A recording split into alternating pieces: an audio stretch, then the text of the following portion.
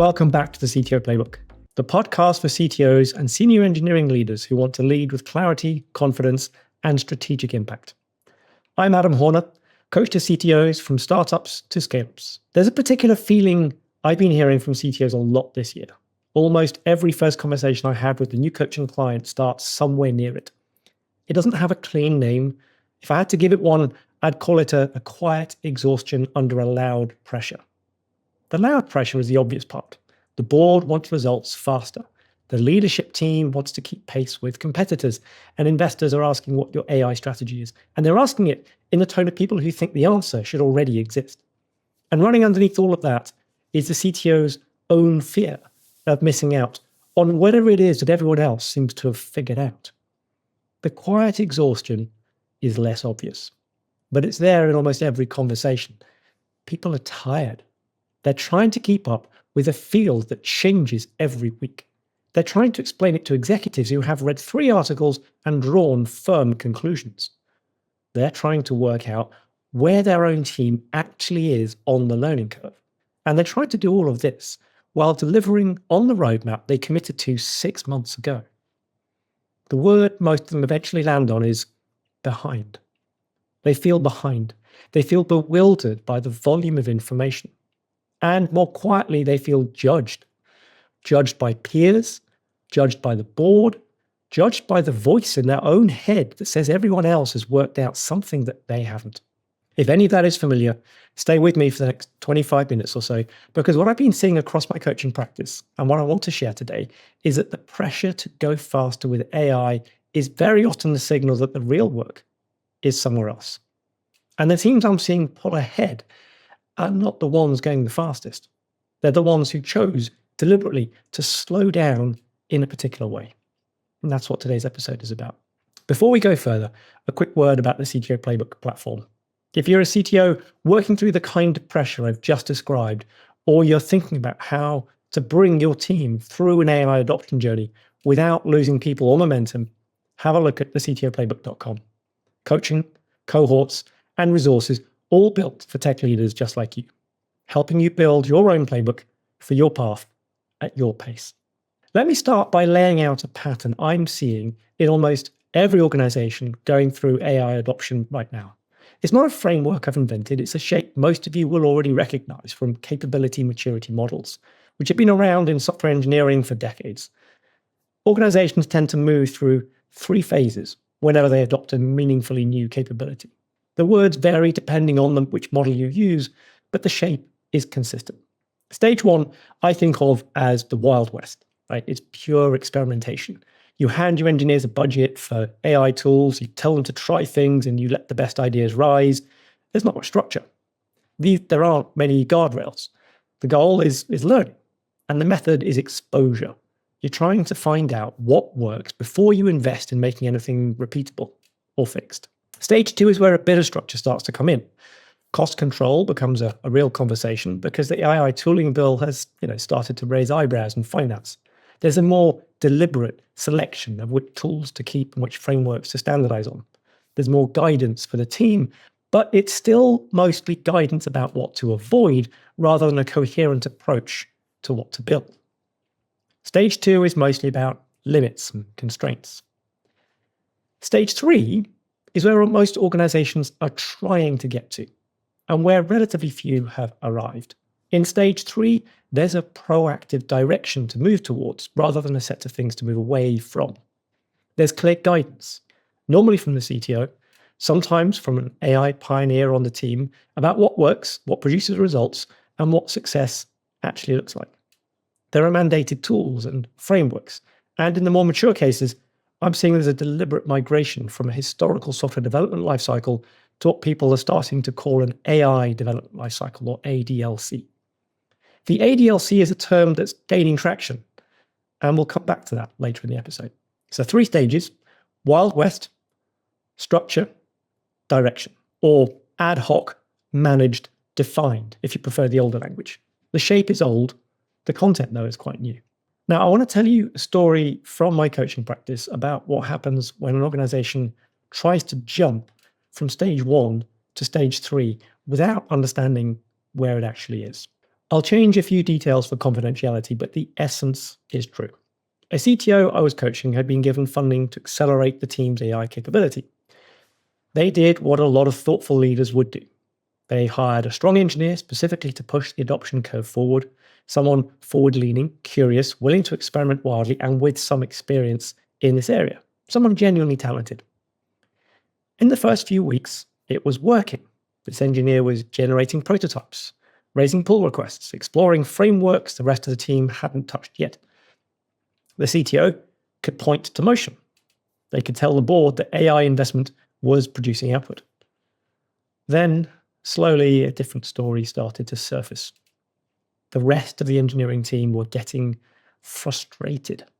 The new hire was producing more pull requests than anybody could review. There were no standards for what AI-assisted code should look like, no shared definition of when an AI-generated feature was ready to merge, no agreement on how to test something that behaved slightly differently every week. The team felt held back by someone who was meant to be pulling them forward. They also felt, quietly, a little judged. He moved faster. He knew more. He assumed the rest of the team should catch up. The engineer felt it too. He felt unsupported. He felt like he was producing good work that the organization wasn't ready and couldn't absorb. He felt alone at the front. Eventually he left. And when he left, he took with him most of the momentum the organization had built up. The CTO and I sat with this afterwards, and what we realized was that the company had thought it was in stage 3 because one person was behaving as if it were. Really, the organization was still in stage 1, Wild West, pure experimentation. No shared methodology, no structure to hold what one person was creating. And so they had to reset. Start again from the foundations. Work out as a team what their actual stage was and build the next stage from there.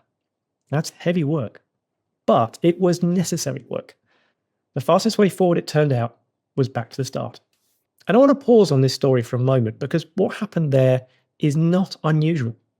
There's a very consistent set of things that tend to break when an organization tries to accelerate AI adoption without the surrounding structure. Let me walk you through what I've been seeing. The first thing that breaks is bottlenecks in places nobody was watching. You speed up code generation and suddenly code review becomes a constraint, or QA becomes a constraint, or deployment becomes a constraint.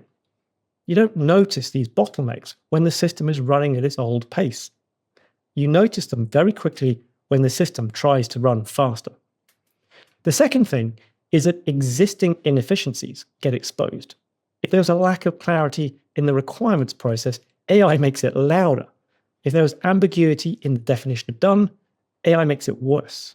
AI doesn't create new weaknesses, it amplifies the ones that are already there. The third thing is a lack of ownership. Who owns the stuff that AI generates? Who is accountable when a feature built with heavy AI assistance behaves unpredictably in production? If the answer is the engineer who merged it, that answer tends to wear thin quite quickly. Teams start to push back on merging anything they didn't write themselves. The fourth thing is friction between teams with different postures towards AI. Some teams lean in, some actively resist. And when those teams have to collaborate, every handoff becomes a conversation about whether AI-generated artifacts are acceptable, trustworthy, reviewable. That conversation eats time. And the fifth thing, which runs across all of the above, is the multi-speed problem. Some people on your team are going fast. Some are going slow. Some are refusing to move on this issue at all. And when a team runs at multiple speeds, the gaps between people multiply and communication fractures along fault lines. Existing cracks become visible cracks become chasms. If you want to think about it in engineering terms, it's like having a bunch of cogs trying to interface at different speeds with no clutch between them. You just end up with a lot of noise, a lot of heat, and a lot of iron shards all over the place.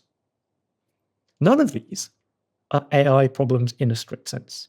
They're organizational problems that AI exposes. So if the pressure isn't helping and pure speed creates problems, well, what actually works? The best comparison I've heard, and the one I keep coming back to with coaching clients, is Formula One. Imagine for a moment that you're running a rally team or a touring car team, doing well, but not at the top. And one day, you're handed access to Formula One technology. You can upgrade any part of the car you want. Where do you start? And the temptation for almost everyone is to upgrade the engine. More power, more speed, a louder, more impressive car. That's what the investors want to see. That's what looks like progress. But an elite racing team wouldn't do that. The first thing they would upgrade is the brakes. Because a faster car without better brakes is a car that overshoots every corner. The second thing that upgrade is the tyres. Because without traction, the engine just spins the wheels and you slide around corners rather than driving through them. This is what's marking out the fastest engineering teams from the mediocre ones at the moment. The teams I'm seeing pull ahead with AI are the ones who focus first on testing, automation, CI/CD, DevOps maturity, and the systems that let you absorb speed when you turn it on. They upgrade the brakes and the tyres first, and then when they do tune the engine up, they can actually accelerate out of the corner facing the right direction rather than skidding off it again and again. But there's one more piece that the F1 metaphor that I think matters, because it's easy to miss. On race day, all we see is the driver. And a lot of the coverage of AI adoption sounds like that, focused on the star engineer, the brilliant individual who appears to have worked out something the rest of the team is still catching up with. But Formula One is a team sport. It has always been a team sport. The driver is the visible tip of an enormous operation. There are mechanics, maintainers, a pit crew, strategists, engineers, leadership, financiers, sponsors, logistics, data analysts. On race day, you see one person in one car. But what they don't show you much is the hundreds of people whose work made that single lap possible. The fastest AI adoption I'm seeing isn't about hiring the equivalent of a better driver. It's about building the equivalent of a better Formula One team. That point is going to come back later in the episode. But before I go further, I want to just pause and give you a question to sit with. If you're walking, driving, or between meetings, just hold it. If you're somewhere you can write it down, I'd encourage you to do that. And the question is this: have you actually thought about where your team is on this journey? Not where you'd like it to be, not where you've told the board that it is, where it actually is today. And a follow-up, which might be harder. What steps has your team actually taken towards AI adoption? Have you really finished any of them? Or have you started several and finished few? And what would the next genuine step be? Not the aspirational one, but the one that would move you reliably from where you are to where you need to go. Sit with those questions for a moment. I mean, really, because the strongest CTOs I work with are the ones who are honest with themselves about where their team really is, rather than where the pressure is telling them that their team should be. Diagnosis before prescription, position before speed. So let me tell you about a very different organization I've worked with, much bigger than the first one, and one that took a radically different approach. Again, I'll change details for confidentiality, but this organization decided deliberately not to have an elite few racing ahead. They committed to bringing the whole team through the same experience. Everybody went through the same set of experiments. Everybody through the same evaluation gates. Everybody shared their learnings, their successes, and their failures in the same forum. Every engineer, and importantly, people beyond engineering too, product, customer support, sales, anyone whose work touched the technology function. On any short-term measure, they moved a lot slower. There were moments when you could look at their output and think that a more aggressive approach would have delivered faster. The trade-off was that nobody was left behind. Nobody was fighting a multi-speed problem. The friction between teams never appeared. The grinding gears didn't happen because there were no fast adopters creating artifacts that the slower adopters couldn't absorb. And over the medium term, something interesting happened. Their backlog started to shrink. Not particularly because they were working harder, but because the quality of what was entering production was higher. The review loops were shorter, And the whole team understood how AI-assisted work was meant to flow through the whole system. Today, they've actually cleared their backlog entirely, which is, if you've been in engineering long enough, a genuinely strange thing to hear. They worked through it, they didn't bin it. And they described their own process. Well, they describe it differently now. They say they no longer have a software development lifecycle. They have an AI development lifecycle, ADLC, in which AI is not a tool bolted onto an existing workflow, but a first-class citizen of how they build, review, test, and ship. And that didn't happen because they went faster. It happened because they upgraded the brakes and the tires first. They treated AI adoption as a team sport. They made sure the pit crew, the mechanics, the strategists, and the financiers were all moving in the same direction before they touched the engine. And when they did eventually tune the engine up, the whole car was ready. That's what lead adoption looks like right now. And there's two interesting concepts that come into here as well. There's two kinds of compression that happened that enabled that backlog to reduce. The first is what I think of as being the horizontal compression, right? This is, if you're used to DORA metrics, like the cycle time, the time between when an idea comes up and when we can release it out to production. That time is compressing because of the fact that the whole process is accelerated, not just one part of it, but the whole process. As the backlog then shrinks, there's another compression that happens as well. And that is the distance between customer and infrastructure. And what I mean by that is that every engineer is working at every level of the stack, right from the infrastructure through the automation, back end, front end, design, integration, release to the customer, their needs. And so that ends up being compressed right down. So everybody's working across that full stack. And so those two accelerations put together, that's what creates the acceleration. So let's make this practical.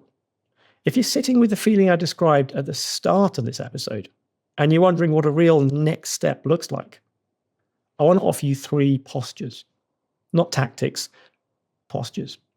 The tactics are going to vary company by company, sector by sector, team by team. But the postures are what hold the whole approach together. And one thing runs through all three of them, and explicitly, it is the ROI, return on investment.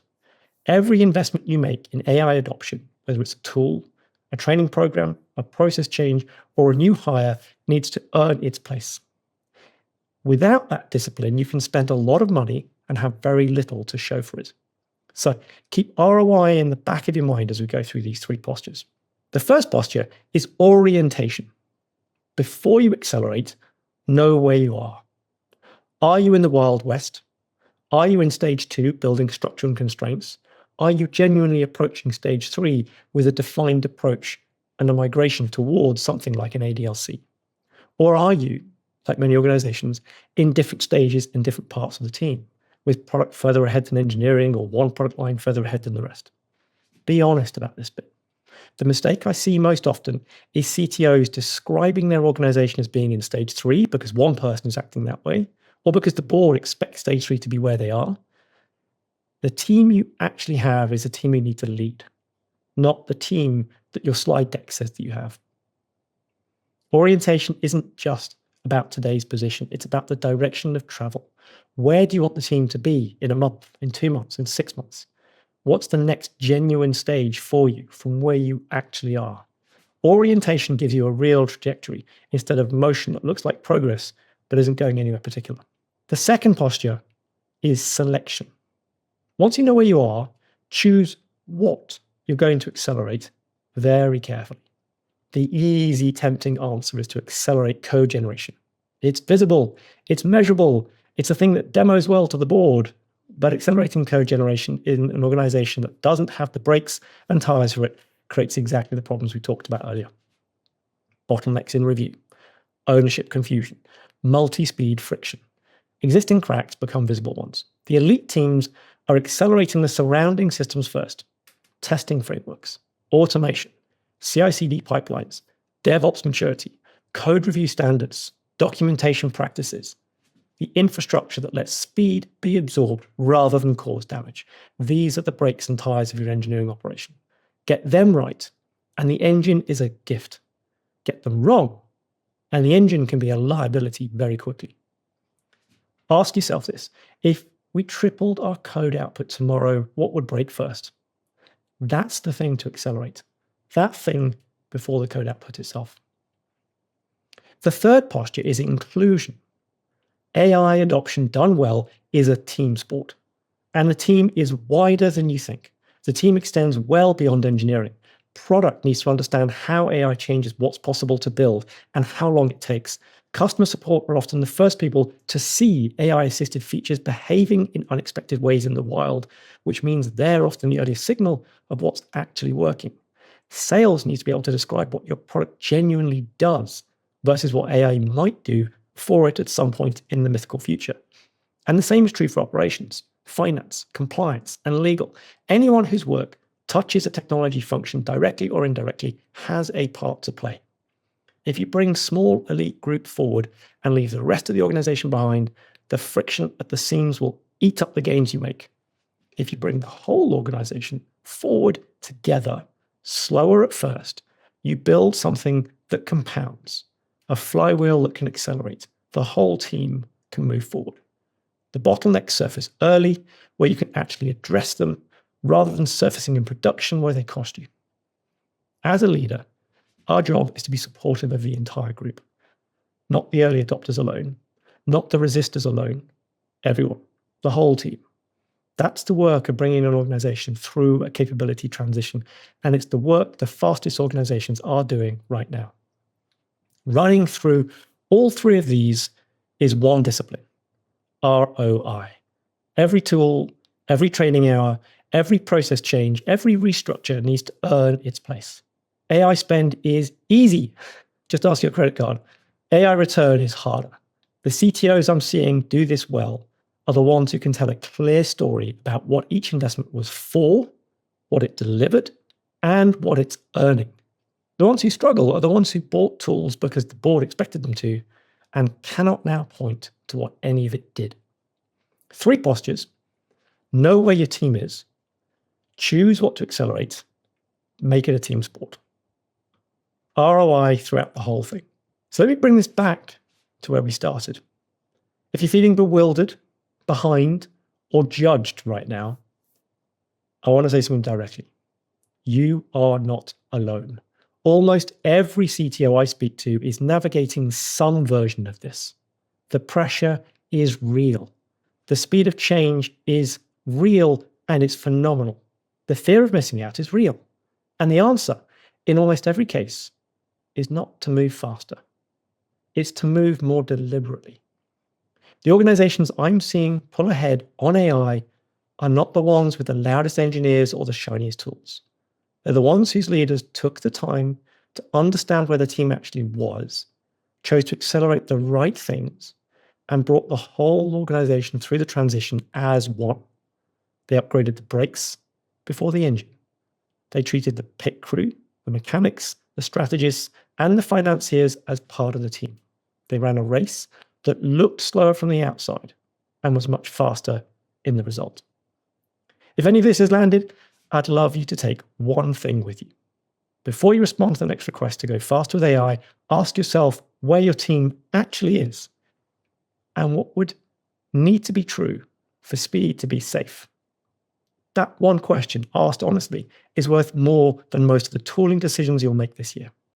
Explore coaching, cohorts, and how you can stay up to date at thectoplaybook.com, helping you build your own playbook for your path at your pace.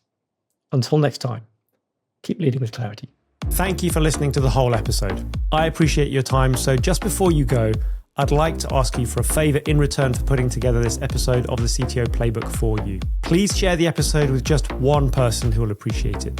Wherever you're listening, whether that is Apple Podcasts, Spotify, Amazon Music, or another platform, sharing the episode will help more CTOs find the podcast and enable me to create more great content. Remember that you can find more information on the CTOplaybook.com. Thank you for listening, and I'll see you on the next episode of the CTO Playbook.